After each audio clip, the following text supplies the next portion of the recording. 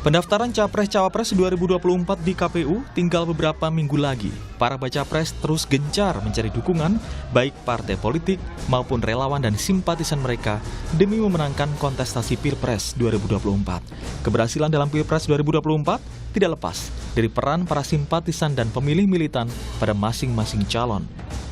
Litbang Kompas melakukan survei tingkat militansi pemilih bakal capres pada 27 Juli hingga 7 Agustus 2023 dengan 1.364 responden dengan metode pencuplikan sistematis bertingkat di 38 provinsi. Tingkat kepercayaannya 95% dengan margin of error penelitian kurang lebih 2,65%. Survei ini dibiayai sepenuhnya oleh Harian Kompas.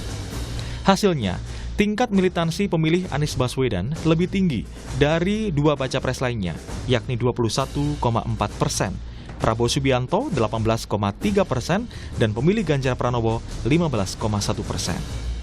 Sementara ketika ditanya, apakah Anda menyebarkan informasi untuk memengaruhi orang lain memilih capres pilihan Anda melalui media sosial, pemilih Anies menjawab iya mencapai 24,7%, dan yang tidak 75,3%. Pemilih Ganjar yang menjawab iya mencapai 15,9% dan tidak 84,1%.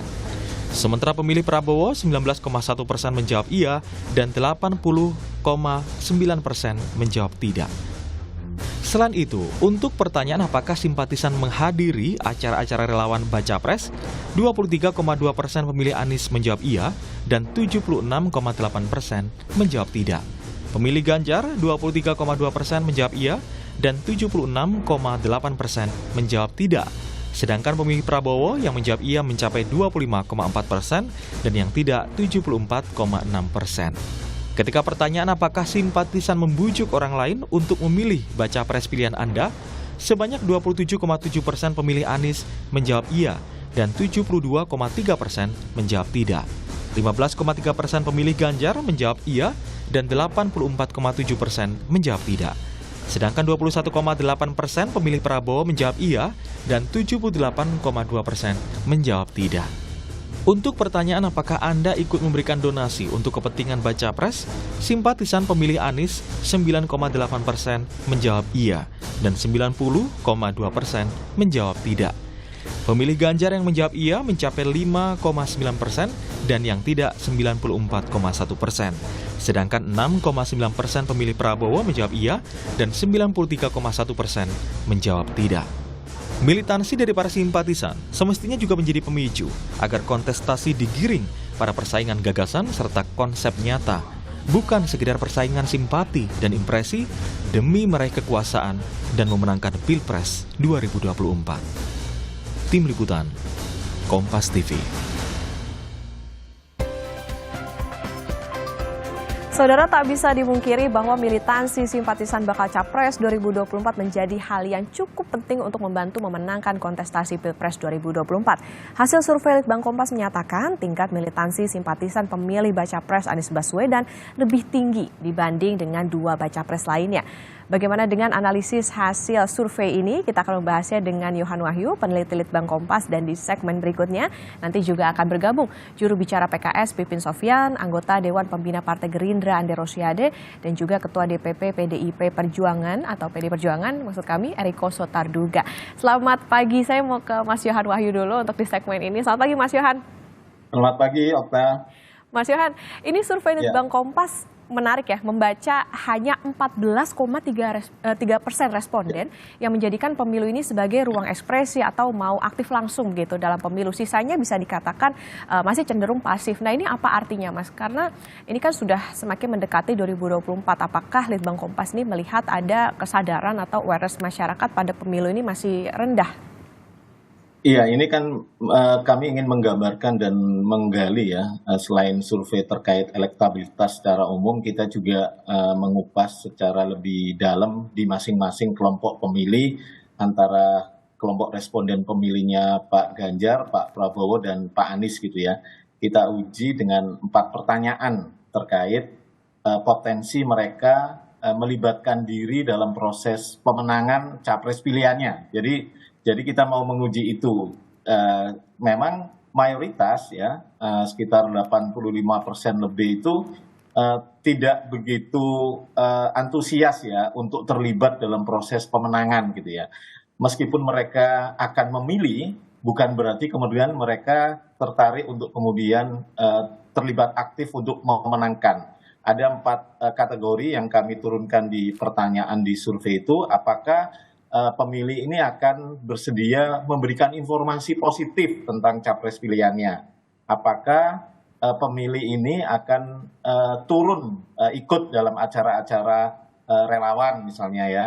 Apakah juga pemilih ini akan membujuk orang lain, pemilih yang lain yang belum memilih atau belum menentukan pilihan itu untuk mengikuti pilihannya.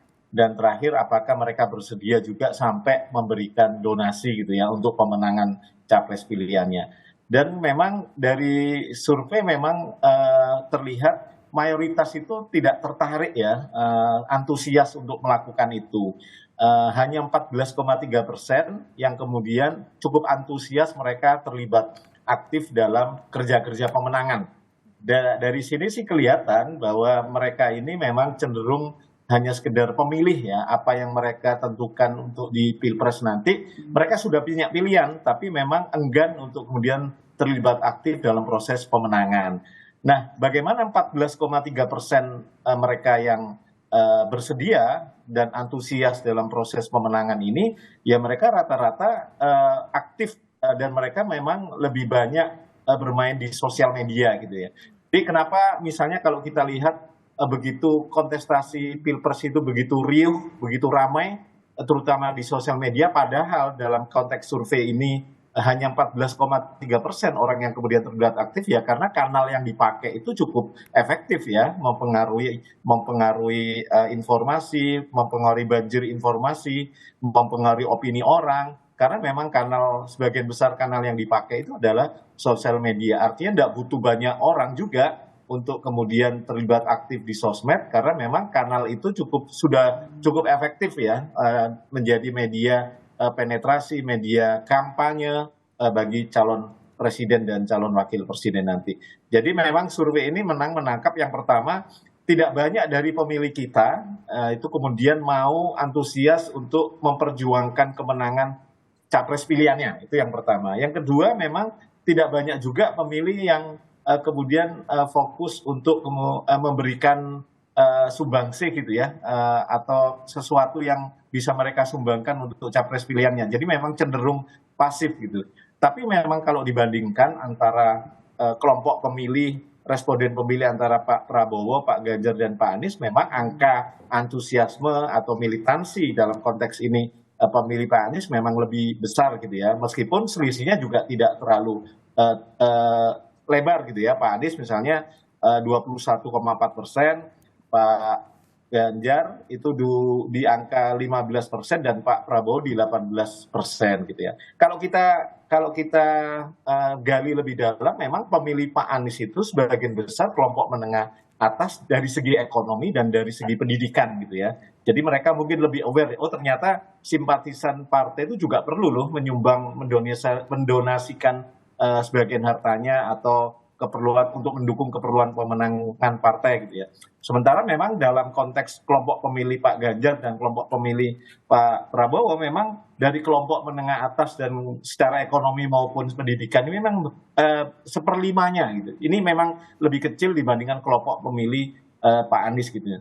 Tapi kalau ditanyakan kenapa elektabilitas dari hasil survei Kompas misalnya Pak Ganjar dan Pak Prabowo jauh di atas Pak Anies, ya karena postur pemilih Pak Anies itu agak berbeda dengan postur pemilih secara nasional rata-rata ya. Jadi kalau digambarkan dalam piramida itu, piramida kita itu kan pemilih menengah bawah dari segi pendidikan itu kan lebih gede gitu ya. Jadi postur piramida. Sementara postur pemilih Pak Anies itu agak terbalik gitu ya, piramida terbalik. Jadi pemilih dari kalangan menengah atas, baik dari segi pendidikan dan dari segi ekonomi itu justru lebih besar. Sementara postur pemilih Pak Ganjar dan postur pemilih Pak Prabowo itu relatif sudah menggambarkan postur pemilih secara umum ya, gambarnya sudah piramida gitu ya.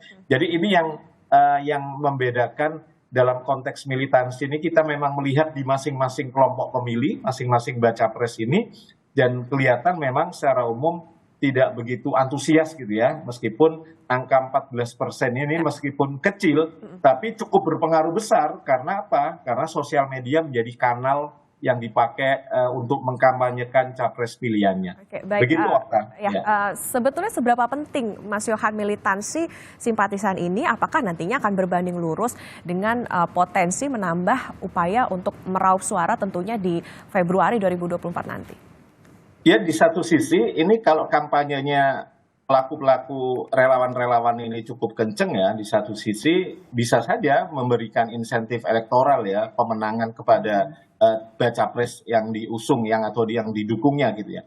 Tapi di sisi yang lain kalau memang penetrasinya tidak begitu kenceng, hanya kelompok-kelompok tertentu saja, saya pikir tidak akan berdampak cukup luas, karena seperti yang saya bilang tadi, 14% ini adalah kelompok menengah atas, berpendidikan menengah atas, baik secara ekonomi maupun pendidikan. Ya, mereka perlu kemudian mengkampanyekan baca pres pilihannya ini ke sasaran-sasaran sesuai dengan postur pemilih secara nasional ya, yang notabene pemilih-pemilih menengah bawah dari segi pendidikan dan dari segi ekonomi itu juga menjadi sasaran. Jadi memang ini kan ibarat kata memang bukan barisan ya, ini kerumunan ya, orang-orang yang simpati, orang-orang yang militan, yang bukan berarti tim sukses ya. Mereka ini adalah simpatisan pemilih yang bersedia mengkampanyekan baca pres pilihannya sesuai dengan caranya mereka masing-masing. Ini kan tidak dikelola secara sistematis ya oleh tim pemenangan dari baca pres. Tapi ini kita melihat ada antusiasme dari masing-masing pemilih baca pres ini yang bersedia untuk kemudian mengkampanyekan secara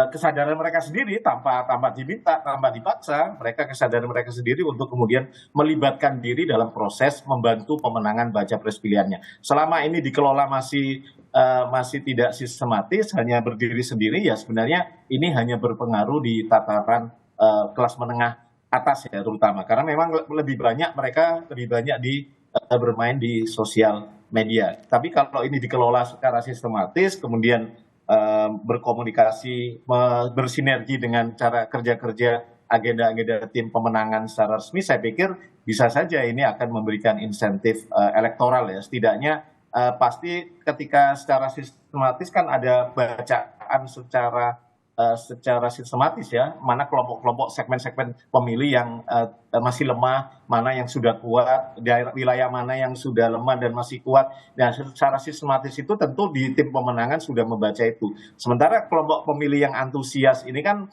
sebenarnya mereka tidak punya pola yang cukup baku ya. Mereka hanya kemudian memberanikan diri, bersedia volunteer gitu ya, menjadi relawan secara sukarela. Mereka aksesnya sosial media, ya sudah mereka berkampanye melalui sosial media saja. Jadi antusiasme ini tentu positif ya bagi partisipasi politik kita secara umum, bahwa berpartisipasi di pemilu itu tidak sekedar menggunakan hak pilih pada hari pemungutan suara nanti, tapi juga mereka melibatkan diri dalam proses campaign, dalam proses mengkampanyekan capres pilihannya.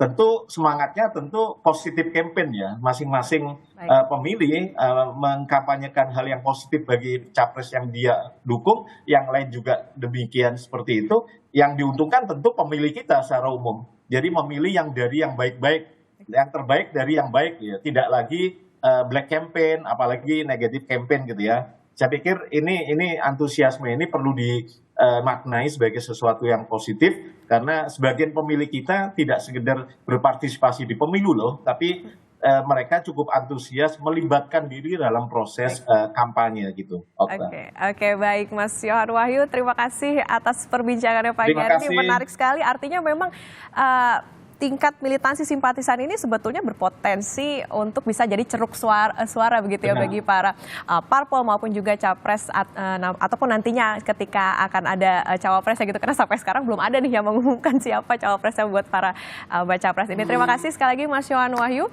peneliti Litbang Kompas. Sehat selalu Mas.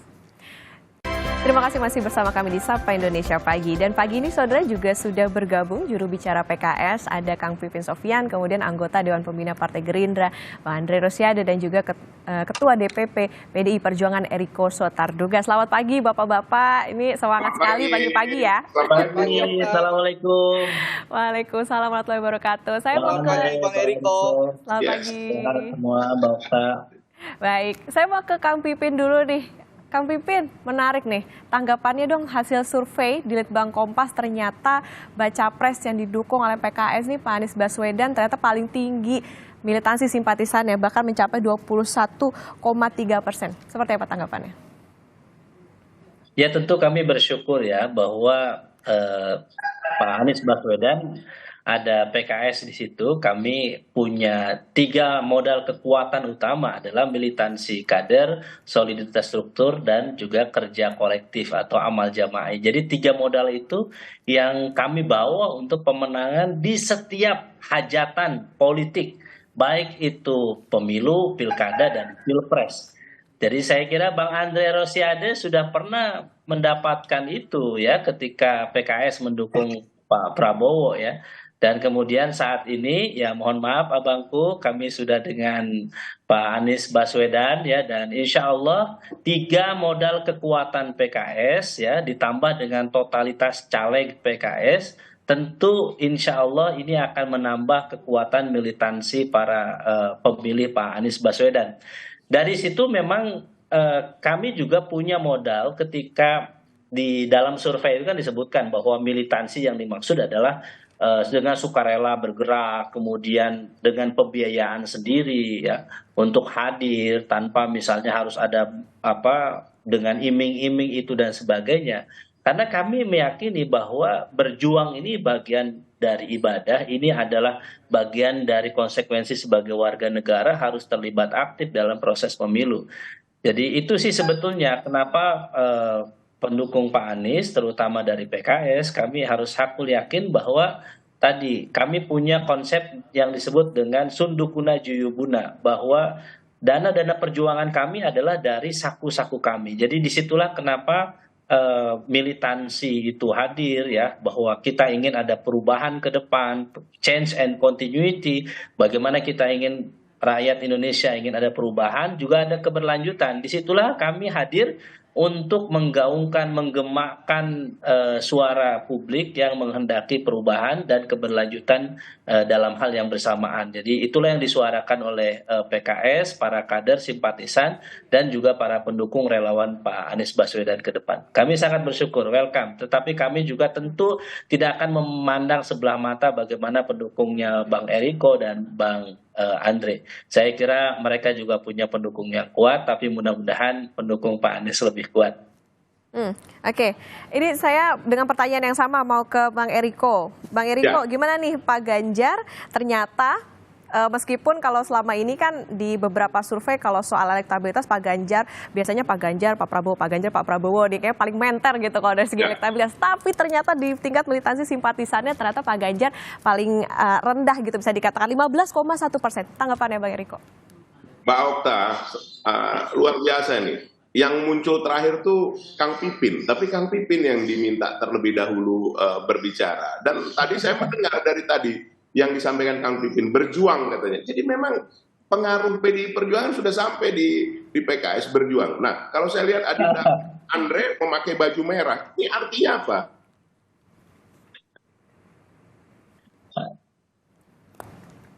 Oke, Bang Eriko.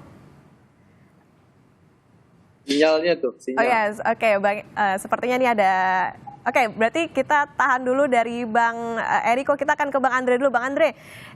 Untuk survei militansi simpatisan untuk Pak Prabowo 18,3, tanggapannya? Ya, betul.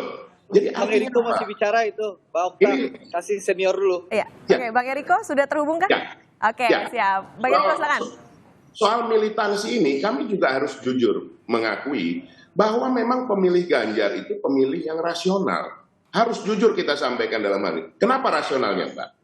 Waktunya masih cukup lama. Tadi sudah disampaikan juga. Calon wakil presiden belum ada. Kemudian juga apa? Dalam hal ini ada satu kesimpulan. Jadi kami mengambil 3 kesimpulan. Pertama, pemilih Ganjar ada rasional. Yang kedua, bahwa waktunya masih lama. Yang ketiga, apa? Dalam hal ini yang paling utama, bahwa mereka mau melihat bagaimana nanti calon presiden dan wakil presiden bertemu mereka langsung. Bukan dengan wacana-wacana saja, tetapi langsung ada di tempat. Memang tidak mungkin lah katakan calon presiden, wakil presiden bisa keliling seluruh Indonesia, bertemu seluruh rakyat Indonesia. Tapi kan sekarang teknologi ada. Mereka mau tahu ide originalitas apa yang ada dalam calon presiden maupun wakil presiden. Visi misinya seperti apa. Nah, keberlanjutannya seperti apa. Kalau Kang Pipin tadi kan, ya walaupun ada keberlanjutan, tapi kan perubahan. Nah, 82% masyarakat Indonesia puas dengan yang disampaikan Bapak Presiden Joko Widodo dan juga prestasinya. Nah, keberlanjutan yang seperti apa? Yang bagaimana? Kalau Mas Ganjar menyampaikannya secara langsung, Mbak Okta, kita sekarang tidak bisa lagi bicara makro saja, sekedar begitu. Bahwa beliau menyampaikan nano targeting. Jadi artinya target yang langsung menjurus kepada apa sebenarnya yang dibutuhkan oleh masyarakat Indonesia, terutama masyarakat kita yang masih belum sejahtera. Itu penting sekali. Ya, ini meminjam Partai Keadilan Sejahtera, tapi belum sejahtera, itu kenyataan yang ada mayoritas masyarakat Indonesia. Jadi Mbak Okta, ini sangat rasional apa yang disampaikan oleh survei Kompas, dan kami sangat mengapresiasi apa yang dilakukan.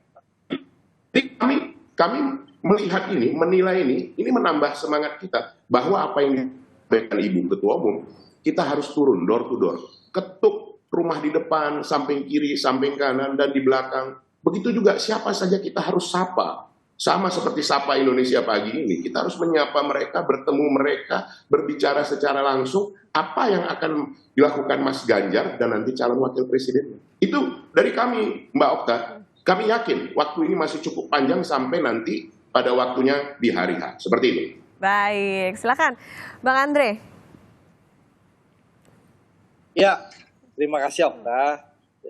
Terima kasih Bang Eriko dan Kang Pipin. Jadi tentu sekali lagi apapun hasil survei Litbang Kompas ini tentu menjadi masukan dan bahan evaluasi bagi kami, sehingga ke depan tentu harapannya ya militansi para pendukung Pak Prabowo tentu akan bertambah.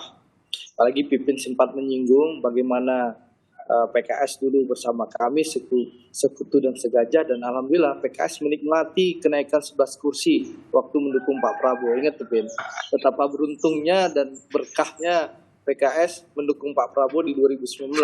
Naik 11 kursi DPR RI waktu itu. Partai Gerindra hanya naik 5 kursi DPR RI.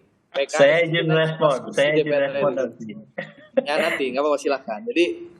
Jadi itu yang ingin saya sampaikan. Jadi ini menjadi bahan evaluasi dan masukan bagi kami, sehingga nanti kami sebagai tim pendukung Pak Prabowo ya akan bekerja lebih keras. Dan alhamdulillah saat ini koalisi semakin solid. Bagaimana Golkar, Ketua Umum Partai Golkar, Pak Erlangga sudah membuat surat instruksi kepada seluruh kader Golkar untuk bekerja keras memenangkan Pak Prabowo. Alhamdulillah kami patut syukuri bahwa Pak Erlangga dan seluruh kader Partai Golkar serius bekerja untuk menangkan Pak Prabowo. Kami ucapkan terima kasih. Lalu kita melihat bagaimana kemarin malam Bang Zul Has, Ketua Umum PAN, memberikan dukungan dan Bang Andre? Ini sudah dapat nama baru ya, koalisi kami sudah dapat nama baru, namanya Koalisi Indonesia Maju. Yang jelas Koalisi Indonesia Maju ini mempunyai program meneruskan program-program pembangunan Pak Jokowi. Ini mungkin berbeda dengan Mas Pipin ya, Kang Pipin yang jelas antitesasnya Pak Jokowi. Kalau kami bagian melanjutkan pemerintahan Pak Jokowi. Jadi sehingga kesimpulannya apa? Pemerintahan Pak Prabowo 2024-2029 nanti insya Allah kalau diberikan mandat oleh rakyat merupakan keberlanjutan pemerintahan Pak Jokowi sebelumnya. Ini bedanya kami Pak Prabowo dengan kubunya Kang Pipin yang antitesesnya Pak Jokowi. Nah, lalu apa yang akan kita lakukan? Tentu selain menjadikan bahan evaluasi, ini kita harus lakukan kerja-kerja nyata di lapangan. Nah, saya contohnya Okta, melihat hasil survei Litbang Kompas ini, insya Allah pekan depan selama 1 minggu, saya akan berkeliling di Sumatera Barat, daerah pemilihan saya, dan juga sebagai tanggung jawab saya sebagai Ketua DPD Gerindra Sumatera Barat, kita akan berkeliling. Dan saya rasa Ketua Harian sudah memberikan instruksi kepada seluruh kader Gerindra yang ada di seluruh Indonesia untuk bekerja lebih keras lagi. Jadi sekali lagi, masukan survei Litbang Kompas ini menjadi bahan evaluasi yang sangat berarti bagi kami. Kami ucapkan terima kasih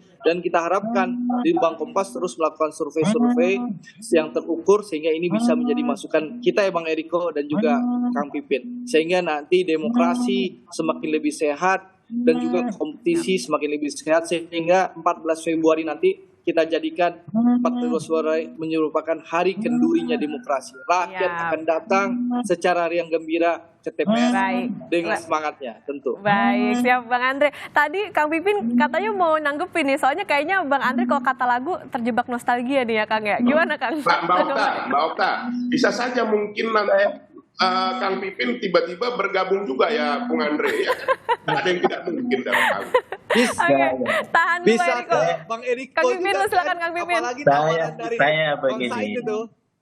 Tahadus bin nikmah ya. Jadi kami bersyukur pada era itu memang kami harus akui calon terbaik waktu itu yang kami dukung adalah Pak Prabowo. Jadi dan saya kira kami harus mensyukuri itu dan tapi yang kedua kami harus sampaikan Bang Andre ya bahwa ini kita juga standarnya Litbang Kompas nih yang kita diskusikan.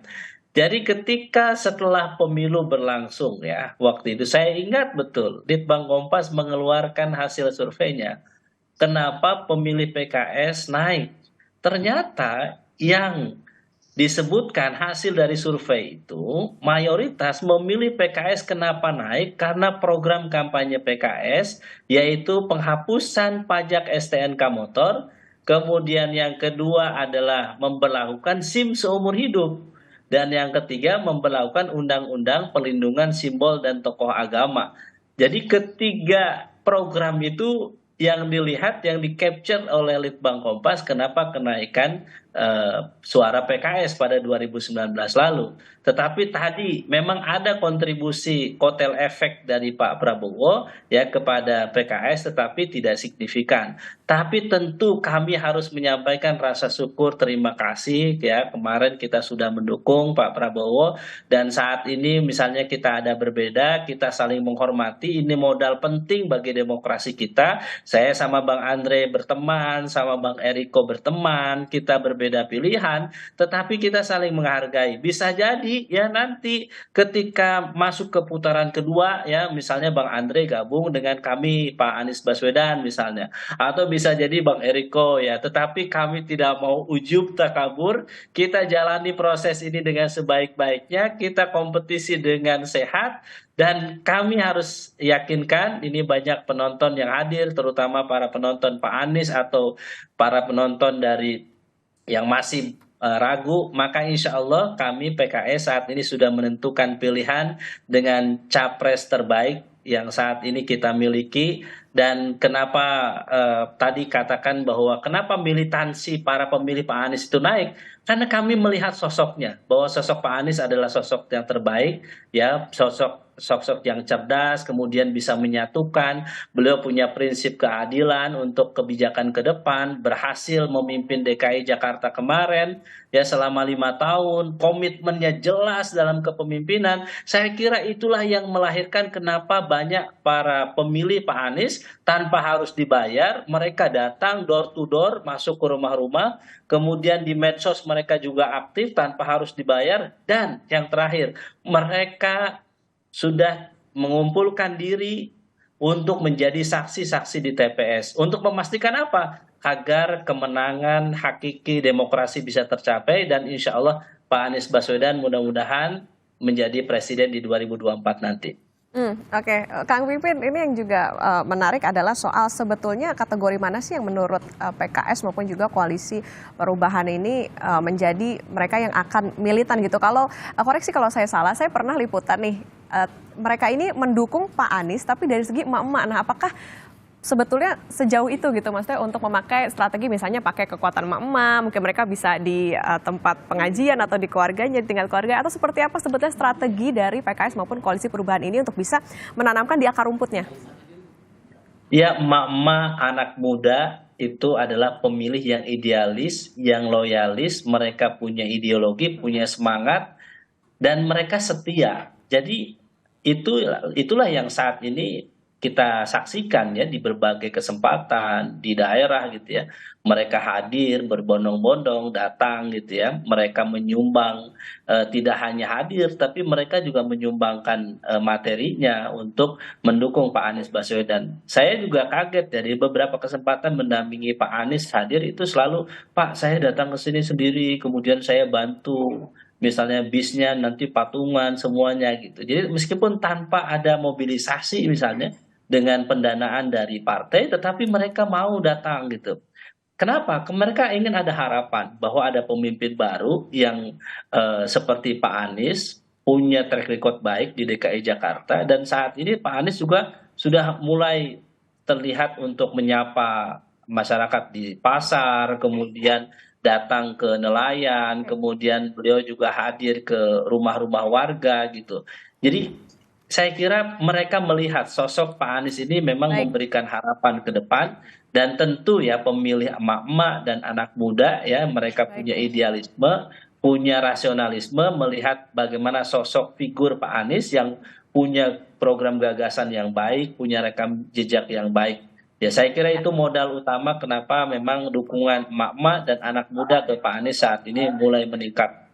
Baik, saya tangkap maksud dari Kang Pipin. Sekarang saya mau ke Bang Eriko nih. Bang Eriko, kalau dari PDIP sendiri ini dengan baca presnya Pak Ganjar, nah secara umum ini kan memang militansi dari simpatisannya ini kan masih yang lagi-lagi paling rendah. Nah sejauh mana sebetulnya PDIP menguatkan kadernya untuk raup suara saat ini? Kalau kemarin sempat kita tahu nih akan pakai PDIP ini akan pakai strategi Catenaccio katanya nih. Nah kalau ini dipakai, nah sejauh mana nantinya akan bisa untuk menjadi peluang ceruk suara buat Pak Ganjar? Ya, begini Mbak Oktan, kami harus menjawab dengan serius ya. Apa yang disampaikan oleh Litbang Kompas ini tentu masukan yang sangat berharga. Dan kalau kita melihat secara jernih, memang benar yang disampaikan oleh Litbang Kompas ini melalui surveinya ini. Coba kalau kita lihat di kami sendiri kan, kami harus menyelesaikan internal dulu, konsolidasi di internal. Dan saat inilah kami baru memulai. Kalau Mbak Oktan lihat secara langsung, tanggal 19 Agustus kita sudah melakukan untuk sosialisasi di masyarakat secara langsung dengan menempelkan stiker bila mana mereka bersedia untuk mendukung Mas Ganjar. Dan jangan lupa Mbak Oktan dan kita semua yang menyaksikannya dimanapun Anda berada, Pak Mas Ganjar itu baru tanggal 5 September selesai tugasnya di Jawa Tengah. Dan dari setelah tanggal 5 September lah beliau menjadi katakan manusia yang bebas yang bisa melakukan kerja-kerja pengenalan, begitu juga untuk menyapa semua pemilih-pemilih yang rasional. Lah, dilalah yang ketiga sekarang ini Mbak Utan, cobalah kalau dilihat. Sekarang ini persis kondisinya seperti tahun 2014, di mana PDI Perjuangan, di mana kami bersama mitra kami, P3, Hanura, dan juga Perindo, itu dikeroyok. Ini istilah bahasa apa adanya, dikeroyok dan juga apa ya istilahnya, dikepung dari semua ini. Nah ini menambah semangat, apalagi sekarang DCS kan sudah diumumkan, sehingga caleg-caleg ini juga bisa mulai bekerja untuk mensosialisasikan. Lah ini semua katakan kalau dikatakan faktor kebetulan tidak mungkin. Ini pasti kehendak dari yang di atas, bahwa semua ini berjalan sesuai dengan yang kita pikirkan. Nah, PDI Perjuangan nih bersama mitra-mitra ini semakin ditekan Mbak Oktan, semakin katakan, semakin dikuyuk, ini semakin bersemangat. Itu yang terjadi. Makanya apa yang disampaikan oleh Litbang Kompas itu sangat tepat, bahwa pemilih kita sekarang ini sudah sangat cerdas. Pemilih ini sudah sangat rasional. Pemilih ini mau melihat, jangan seorang pemimpin itu hanya ada di awang-awang, jangan hanya ada di wacana, jangan hanya ada di gagasan saja. Tapi seorang pemimpin itu harus bertemu dengan rakyatnya. Dan mereka berasal dari rakyat juga, rakyat kebanyakan. Dan apa yang sudah dilakukan selama ini, track recordnya juga pasti akan diperhatikan oleh rakyat Indonesia. Karena ini mau memilih pemimpin yang terbaik dari yang terbaik. Kan kita bertiga ini kan kompetisi. Tapi kompetisi saya sepakat dengan Adinda Andre, kompetisi ini nanti harus menjadi pesta bagi rakyat Indonesia. Dilakukan dengan riang gembira. Mereka akan menentukan pilihan. Nah ini yang kadang-kadang kita lupa Mbak Otan, bahwa partai politik, betul, partai politik dan kumpulan partai politik mencalonkan calon presiden dan wakil presiden. Tetapi siapa yang memilih? Yang memilih adalah rakyat itu sendiri. Mereka lah yang menjadi penentu. Mereka lah sebenarnya penguasanya. Kalau meminjam istilah Mas Ganjar, tuanku adalah rakyat. Itu jelas disampaikan. Nah, kalau dari PDI Perjuangan sendiri, apapun yang menginginkan pemimpin seperti Bung Karno yang mengglobal di seluruh dunia itu penting juga. Sehingga semua sisi, semua lini kita harus bekerja dengan baik, turun langsung seperti yang disampaikan Ibu Ketua Umum, door to door, satu persatu kita datangin apa sebenarnya kendali. Karena rakyat ingin didengar apa yang dilakukan oleh pemimpin. Itu Mbak. Siap, Bang Eriko. Nah sekarang saya mau ke Bang Andre. Bang Andre, kalau dari Partai Gerindra sendiri ini menyasarnya atau kategori mana sih gitu yang akan dikencengin gitu untuk jadi simpatisan yang militan untuk Pak Prabowo? Kemudian juga strategi apa sih yang nantinya akan digunakan untuk nanti tentunya mencapai nggak cuma sekedar nyoblos aja tapi mau gitu untuk ikut kegiatan-kegiatan ataupun juga upaya-upaya dari baca presnya nih untuk dimenangkan. Ya, Okta, tadi kalau kita tonton dan kita dengarkan presentasi Mas Yohan dari Litbang Kompas kan jelas bahwa ada 4 pertanyaan ya. Dari 4 pertanyaan itu 3 pertanyaan Mas Anies unggul, 1 pertanyaan Pak Prabowo unggul. Dan kita lihat jaraknya juga tidak terlalu jauh antara Pak Prabowo dan Mas Anies soal militansi. Jadi tadi saya sudah sampaikan ini menjadi bahan evaluasi bagi kita. Tapi tentu ya kita berharap seluruh pendukung, baik pendukung Mas Anies, pendukung Mas Ganjar, pendukung Pak Prabowo, itu kan harapannya semakin militan dan semakin semangat. Tapi tentu kita, Kang Pipin, saya, dan Bang Eriko harus menyampaikan juga kepada para pendukung kita untuk tidak menebar fitnah dan hoax. Jangan sampai militansi itu tinggi, tapi dipergunakan bukan mengajak atau mensosialisasikan kandidat yang kita dukung, tapi dipergunakan untuk menjelekkan, menghina, dan menfitnah kandidat calon presiden yang lain. Ini harus jadi masukan bagi saya, Kang Pipin, dan Bang Eriko. Apalagi saya sebagai Ketua DPD Gerindra Sumatera Barat, kami Okta bekerja keras, sangat keras di lapangan, bagaimana bertemu dengan masyarakat, menjelaskan kepada masyarakat terhadap fitnah dan tebaran hoax yang disampaikan kubu pendukung capres tertentu di Sumatera Barat. Kita dibilang kafir, kita dibilang pengkhianat ulama, kita dibilang tidak berpihak kepada rakyat. Ini kita jelaskan kepada masyarakat. Kita datangi masyarakat dari kampung ke kampung, dari RW ke RW, dari RT ke RT, dari rumah ke rumah. Kader-kader Gerindra berdialog dan menjelaskan. Alhamdulillah ya, survei indikator Juli 2023 yang lalu ya, Pak Prabowo sempat tertinggal 15% dengan capres tertentu ya. Setelah kita jelaskan kepada masyarakat, kita tepis hoax, kita jawab fitnah, alhamdulillah masyarakat mengerti dan memahami. Sekarang Pak Prabowo kembali unggul di Sumatera Barat. Nah, segmen apa yang kita akan sasar? Tentu seluruh segmen. Kita akan sasar semua masyarakat, seluruh kelompok masyarakat, dan kita harus akui saat ini 55% lebih ya pemilih ya Bang Eriko dan Kang Pipin, bahwa sekarang adalah generasi muda, generasi milenial. Dan kita tahu sama tahu, generasi milenial membutuhkan kepastian. Dan kita tahu pemimpin mana yang bisa memberikan kepastian. Yakni Pak Prabowo Subianto. Makanya itulah alasannya Mas Budiman Sujatmiko memilih Pak Prabowo. Karena Pak Prabowo pemimpin yang strategis, yang bisa mengangkat harkat dan martabat rakyat untuk lebih maju dan melanjutkan kepemimpinan Pak Jokowi. Seperti itu. Oke Bang Andre, kami tangkap Bang Andre, dan rasanya kita semua akan setuju ya, begitupun juga para baca pres maupun nantinya juga para bacawa pres, bahwa jangan sampai militansi ini justru dimanfaatkan untuk hal-hal yang negatif, tapi seharusnya militansi ini juga untuk menjaga pemilu ini agar tetap damai dan juga tetap aman nyaman. Terima kasih Bapak-bapak. Nanti lain waktu kita ngobrol lagi ya. Terima kasih Okta. Yang paling penting, Mbak Eriko. Yang paling penting bahwa militansi jangan sampai memecah belah bangsa. Itu Siap, Wah, betul. Siap. Setuju dengan Bang Eriko, jangan sampai pemimpin yang benar, yang tidak boleh melanggar HAM. Itu yang juga disampaikan oleh. Baik, siap. Setuju dengan Kang Pipin, dengan Bang Andre dan juga Bang Eriko. Merangkul dan mempersatukan, bukan memfitnah. Nah, itu betul itu. Oke, ya Bang Andre, Bang Eriko. Terima kasih. Baik, Kang Pipin, nanti kita lanjut lagi di lain waktu ya Bapak-bapak. Kita ngobrol lagi ya soal ini. Terima kasih sekali lagi untuk Kang Pipin, Bang Andre dan juga Bang Eriko. Sehat selalu, sampai ketemu di kesempatan lain.